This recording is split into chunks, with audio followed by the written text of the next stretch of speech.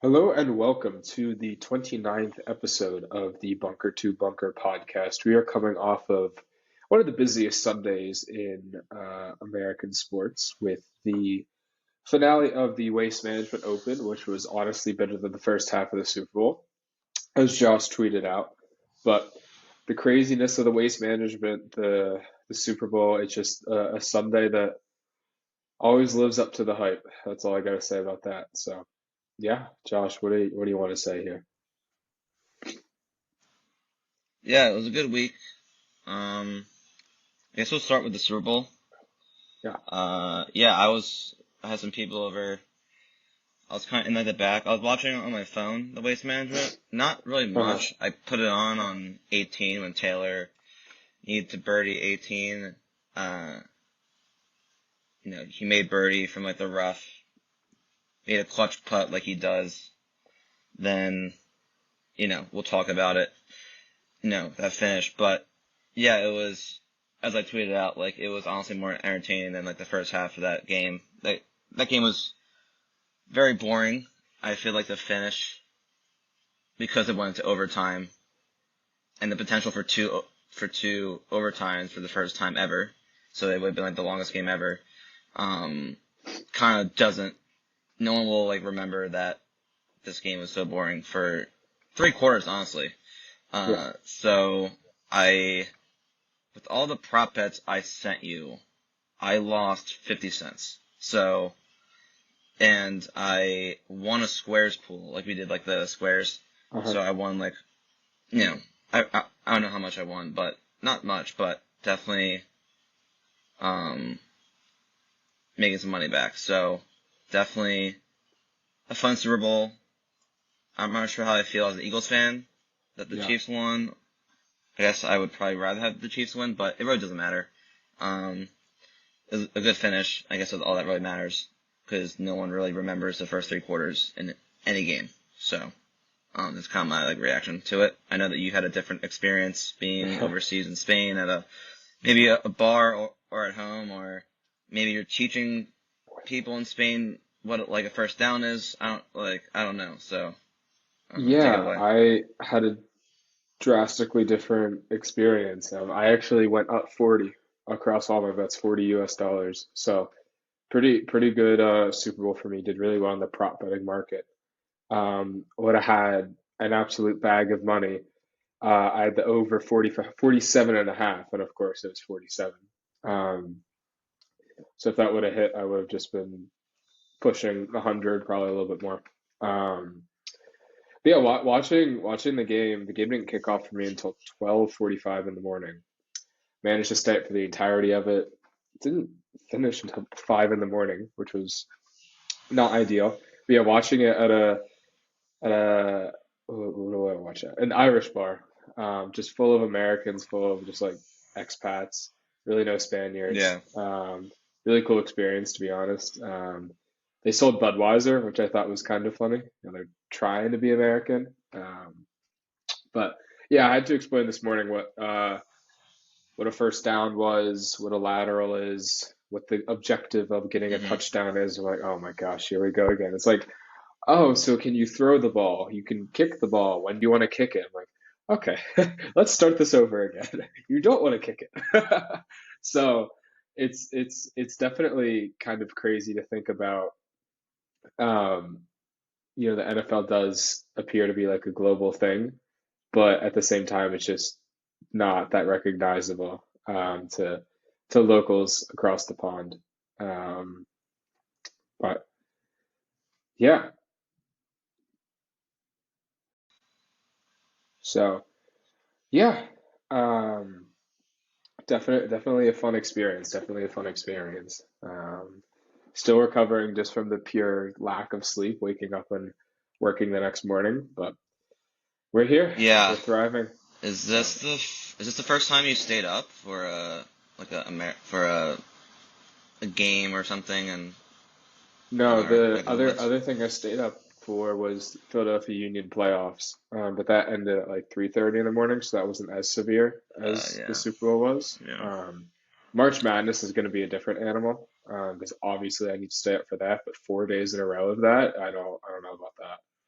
So, Well, that's like 4 days in a row, but that's also mhm. games like constantly on. It's not like it's just like, okay, like I want to watch like the Steelers game, Yeah. or I want to watch this game for 4 hours. That's like from, you know, in our time, it's noon till, you know, 11, 12, however long the games are and what time zones and stuff. But, uh, yeah, I was talking with one of my friends last night before I went to bed, and I want to ask you, like, I saw a lot of comparisons that other podcasts have done of like quarterbacks to golf players. We're a golf podcast, so what is your comparison to like who is the Patrick Mahomes of golf right now?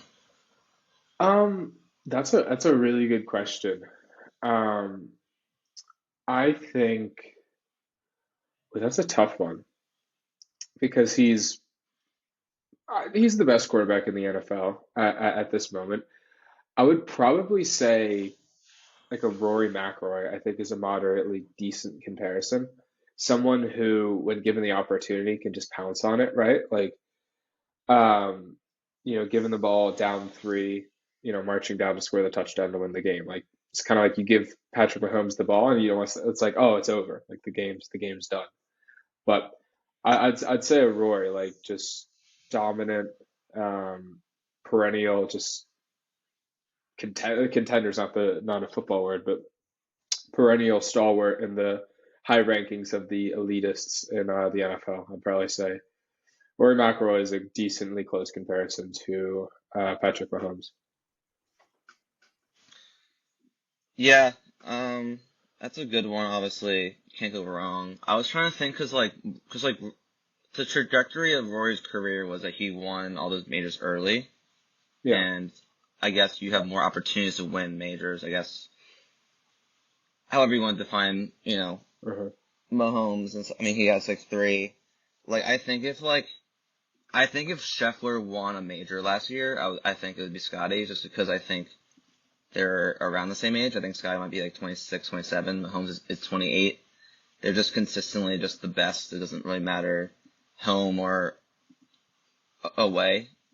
Um, and so I think just given age that's who I thought of.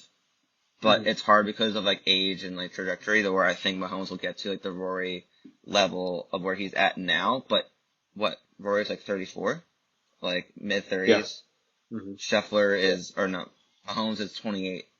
So it's like kind of like that age. But I definitely think that Mahomes will like is on like the Rory track. Like if you said like right now, where's Mahomes at in some of the career, I would say Rory. Like at Hmm. like when Rory was 28. I Sure. guess. I forget what age is, cause like he won in like 2014. So I guess that's around the same age that like he was winning majors. But I Yeah. thought I've seen a lot of that, like different comparisons and stuff to different golfers. So yeah, it's definitely he gets his third. Inevitable that he won. Um, but neither of our teams really came close. So hopefully Who would next year. um Hopefully next who year. would you say what's Brock Purdy's comparison? Who's his PGA Tour golfer? Brock Purdy. Um,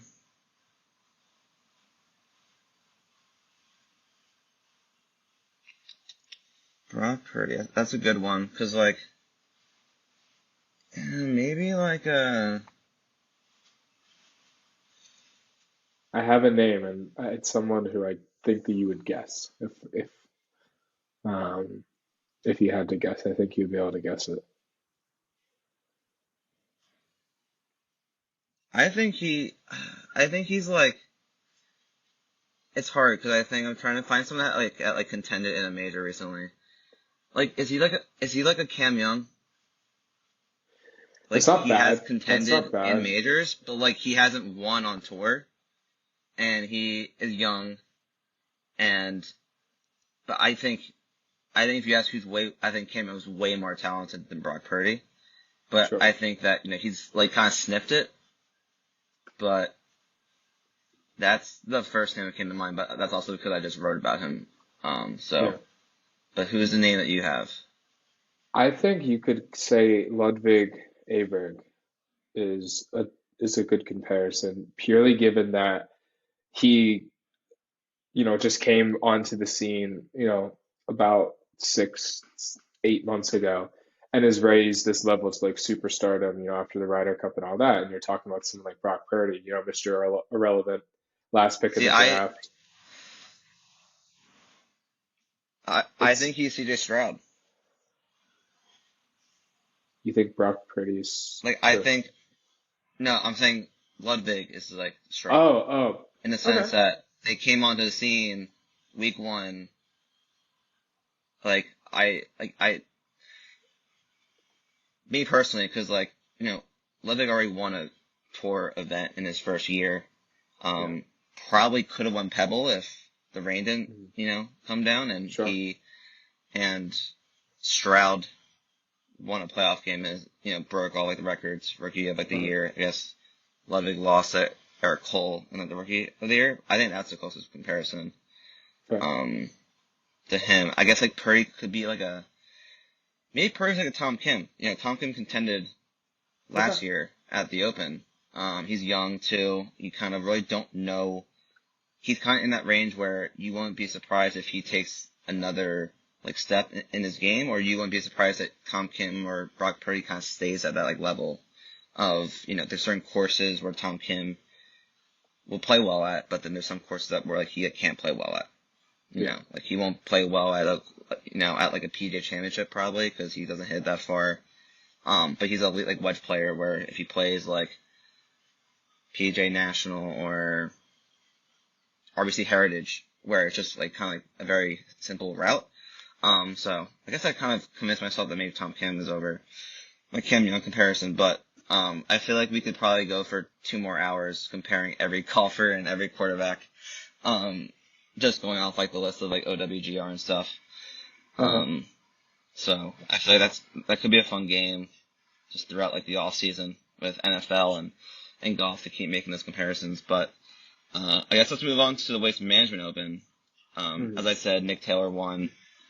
He beat Charlie Hoffman, who came out of nowhere, and Hoffman had a playoff. Taylor and Hoffman both make birdie putts on 18.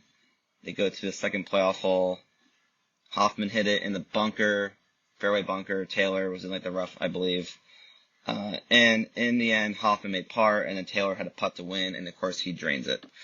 Uh-huh. Um, all this guy does is make these clutch putts. We saw at the RBC Canadian Open, he made that clutch putt to win, and throwing his putter, hugging his caddy, Adam Hadlin getting tackled by a security guard, which there is a video that he was wearing like the same jacket, Ah, the you same took my sweatshirt thunder. that he You took wore my thunder. That's what I at was the gonna say. RBC. So he didn't streak, but um, definitely a good segue into the second half of the football game. But Taylor also shot a 60 in round one.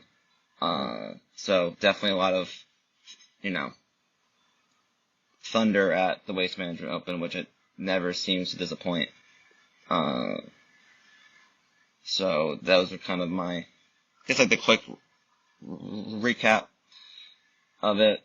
Kind of what were your kind of thoughts on it? I stole your pick or your statement, but what's kind of your quick analysis of it? What's the year of the underdog and the long shot? Because again, I think Taylor was 200-ish to Yeah. one. So it's just keep it coming. Look for that 100, 200 number. It seems like that's just a recipe for success. I don't know how to react to the waste management because of all of the chaos, right? I'm all for, non-traditional events like the waste management. I am a huge fan of the tournament. I would love to go one day. I think that's like a perfect like bachelor party thing.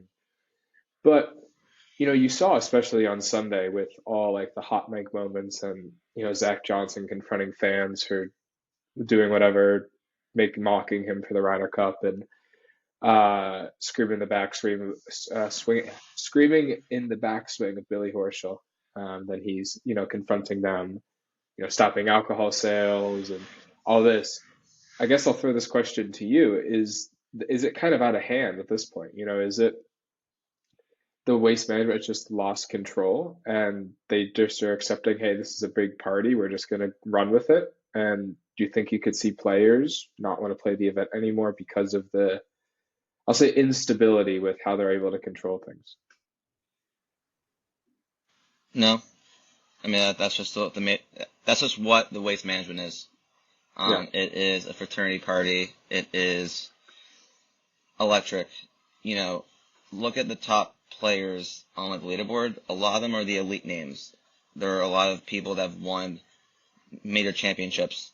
They have won a Ryder Cup. They played in President's Cup. They lost President's Cups. They lost the Ryder Cups. I think the fans bring the best out of you. Um, I think that you had those two instances where Zach Johnson and Billy Horschel, which it's not a good look on their part, but if a fan comes at you, a player should have all the power to go at them. Billy Horschel was probably he was more in the right, just because it was blatantly that a fan was just talking, and Billy Ho made a point where he was like, dude, like, this is we're trying to make a living out here. Like, every golf shot matters. And I think that it is what it is. I mean, I think this happens at every tournament, that people chirp and stuff, but like it doesn't get caught on camera. But since this is a bigger deal, I guess maybe caters to a younger fan, that everything is going to get captured on your phone. That I think that it is what it is, but that's the brand. I think golf needs more of this. I think golf needs more of this. Maybe not golf as loud, but I think they really need sort of this energy. Because I don't think like Uh-huh. what other tournament has this energy that we have on tour every year. It's like at Augusta, fans aren't going that crazy. It's kind of, it's very country clubby like, and I think that going to these cities where you're going to have passionate fans can only make it better. I mean, you live in Spain right now. You go to, you send me or post these like going to a basketball game, and fans are so much more into it than the Uh-huh. corporate life that we have, where it's more of like a chill vibe. Like, what would players rather have? Players are going to take a more rowdy vibe than the laid back vibe, unless you're Spencer Strider on the Braves, who doesn't want fans at any baseball games. Yeah, it's tough. The most interesting thing about fans in Europe, since you brought it up, is, I mean, I've been to soccer matches in three different countries: the UK, Spain, Italy. We're going to the Netherlands this weekend, so I don't know if it's the same thing. But in Spain, no alcohol is sold at any sporting event. Now that obviously is dependent sometimes on the events, but if it is sold, it's a 0% alcohol. In England, you can buy alcohol, but you can't take it to your seat. And in Italy, it's more of like you can buy it from your seat, but no one really drinks it. I don't know how else to say it besides that. Like, it's not like a predominant thing. So I guess it's just a Yeah. cultural thing. Like, the atmosphere in Europe for sporting events is second to none. Like, it's the best thing ever. Like, it's doesn't compare to anything in the US in reality. And it's just so interesting because you would think, oh, shouldn't rowdiness come from alcohol? No, I think it comes from more involvement in the game and more like I don't want to say like a caring atmosphere, but like you actually care about the outcome. And you're not just there to, drink and get drunk. So that's kind of the fine line that I'm wondering, maybe they need to look at trying to levitate more I towards mean, not an alcohol centric open. I mean, I get the alcohol part. I mean, I think you can cut. I mean, they said that like, they like cut people off, but like they've been there for a certain amount of hours. So I think I That's think that golf though. like Yeah, that makes they get sense. there at 6 Obviously, a.m. Yeah. well, that's also with baseball too. Uh-huh. Baseball does that. Or was it baseball? I forget what some sporting event like stopped sales of alcohol at a certain point. Uh-huh. think it was a baseball game. But I mean, that's just the American culture. You're not going to change that. You're not going to change the way that we entertain sporting events. That, you know, you can either agree or disagree, but I do agree, like, you can shut off alcohol sales at a certain point. That's not going to stop fans from being rowdy, I guess, but I don't know. There's just something to, like, the waste management that I think if you take a poll, they had a really strong field, and then, which wasn't an elevated event for a reason, so, maybe they have more security and stuff, but I don't see it going away. But before we hop into Tiger and Genesis, I kind of wanted to talk about like the status of like the PJ Tour. So I think they've had not the greatest last 2 weeks of golf. You know, we had Pebble Beach, where it is one of the best courses we have. Beautiful course to look at. That gets overshadowed by the rain, and they couldn't play on Sunday. So they lost a day in a primetime slot where football wasn't even on. So I think they took a huge L in that. And then I think with the frost delays, the weather delay on Thursday, it just is not a good look. They just didn't really handle it that well. Sure. And with all these winners that are not the biggest names in golf, and, you know, you had like Scotty and JT and Burns and Spieth, Cam Young, they had these big names this week, but they never really, Scotty sniffed it, but it kind of got out of hand. He kind of lost it in the last couple of holes. And I think that PGA Tour, I think they're losing momentum, not just versus Live, but just for themselves in just the state of golf, that I think that it doesn't come at a perfect time, and that's why I'm segueing this into Tiger, that they desperately need a good finish. Doesn't have to be Tiger. Just a good finish with some big names in it. It could be a Rory or a JT, which I'll get into JT here, but I think they desperately need some sort of umph in it. That's not just drunk fans, as you said. They need something to get people back, and it doesn't come at a better time with Tiger Woods returning to a PGA Tour event. We know he hosts the Genesis, but with all his cryptic tweets, he's officially back. I'll let you start. What are your expectations of Tiger? What do you want to see from Tiger on and off the golf course? It'll go back to the same thing of what I said when he played the Hero World Challenge. Just, hopefully complete 4 rounds. Um, it's going to be a little bit interesting coming off of the split with Nike.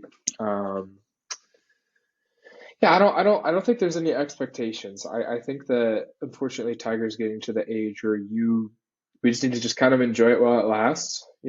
His body isn't what it was. It never will be what it was. So you just kind of need to sit back and go, okay, I get to watch Tiger Woods, play golf, right? And you get to watch him at, very high quality television, very cool statistics or 3D modeling technology, whatever you want to call it. Just enjoy it while it lasts, because we don't know how long it'll last for. And it just every year will slowly diminish. Maybe he only plays 5 events. So I don't think there'll ever be a week where I say I expect him to do this. So that's probably the simplest answer. Yeah, the best answer is don't say anything Yeah. that he can't win, so they'll come back to haunt you. But yeah, I think I just expect him to I think just the expectations are just for him just to go out there and hit like golf shots. Just play golf. Uh-huh. It doesn't really matter.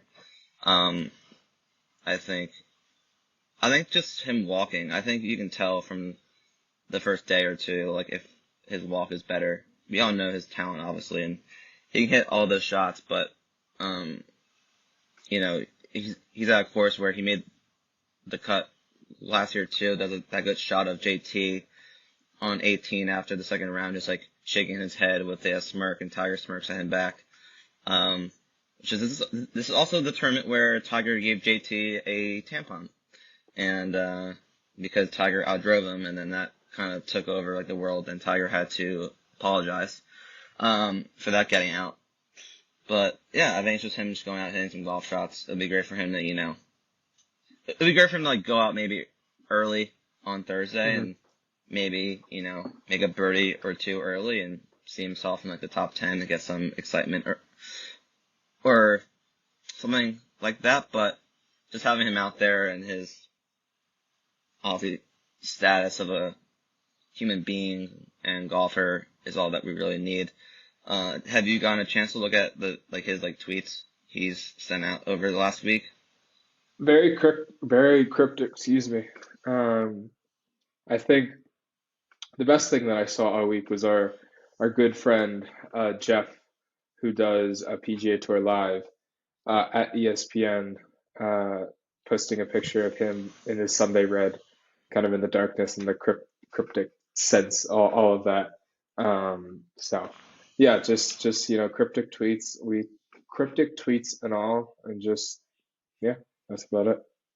Well, if you go back to his last tweet was 2 days ago, Mm. and it was, as you said, the one that is like kind of a red shirt that's kind of dark. You can't really see a logo, but if you look at the glove, like there is like a new logo on the glove, which it came Yeah, out a there couple is. of weeks ago, the like the tiger logo, but with like black like lines kind of outlining a tiger, which was found like trademarked or patented. I don't know like the business legality of it, but so it looks like that's his new logo. So I'm sure he'll speak today or tomorrow. I don't know the schedule of like or the press conferences, but I feel like this is a very anticipated press, press conference for him to speak at about apparel for him, the state of his game.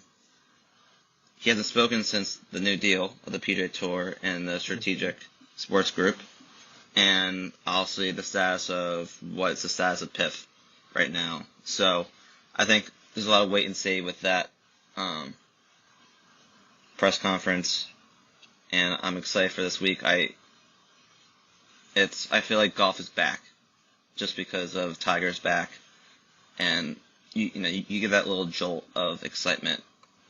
I think that, and obviously it's after NFL is over, so full attention even more to golf. And I'm looking forward to this week and to not hit an outright or a one and done pick. So the streak continues. But I did actually live bet Nick Taylor with a friend at like plus 550. So made some change back, but Yeah. hoping to get a winner this week. I know we have a couple more minutes, so we're hopping off. But any early predictions or gut for the Genesis? Yeah, One guy that so just comes to your head quickly. um, the annoying thing about recording on Monday mornings is, odds outside of just outrights don't come out yet. Um, Yeah. but whenever I think of California golf, I always think of three players and three players kind of exclusively. It's Max Homa, um, Victor Hovland, and Colin Morikawa. You could throw Xander in there as like, 4B, but I'll throw him in there. So those four. It just feels like those players always suit the style of the course well. It just seems like most California-based golf courses, Riviera being a challenging hole, very accuracy dependent. We know that. Very specific tee to green, great iron play, and they all excel in that area. And I think Max Homa is it's it's simple. He plays well on California soil. Morikawa from the area, Yeah. went to Cal Berkeley. So yeah, those would just be a couple players who I'd be like they're gonna play well. I think an interesting one is how Will Zalatoris plays because he is more of like a poor man's comparison to like a any of them. In all honesty, I think you can compare his game to any of those players. Um, so it'll be interesting to kind of see how he can go out and play there. And since it's the year of the long shot, I mean, you go down this list and you look at someone like a Brian Harmon who might play well here. I mean, I don't know why, maybe just a little bit of a gut feeling, but might play well here. Tiger Woods at 130 to 1. Don't put your money there, but that's a fun one. Um, yeah, I mean that's all I got really in terms of that. Just yeah, So I do have the script to the Genesis. let's hear it. I think this is.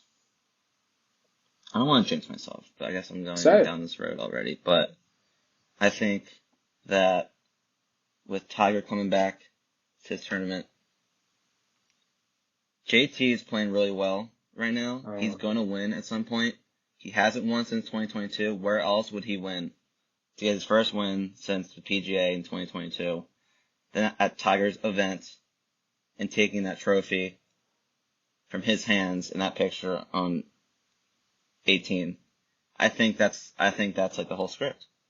Um, I think he's gained from approach or ball striking in the last like four tournaments. He is kind of like a poor man Scotty at this point, where it's if his putter can, if he can make enough putts, he'll be up there, or even can win a tournament. And I think that's the first thing I see. I love the whole like narratives of sports, and I think that Tiger did send me the script in my mailbox this morning, and it has Justin Thomas there to win. So, um, yeah, you that's heard the it here. You heard it here first. that's yeah. I mean, definitely heard here first. I think another name. I know that Riviera. The greens aren't that big. It's a low greens in regulation, so you're going to have to get up and down a lot. I think Xander might have the most complete game on tour, and I think he's also he's a San Diego guy, but he's played decently well here. I think he's also, when I look at like the top names, I think Xander might be my first click or a one and done play. So I'm kind of wrote down before the year Xander, JT are kind of two names.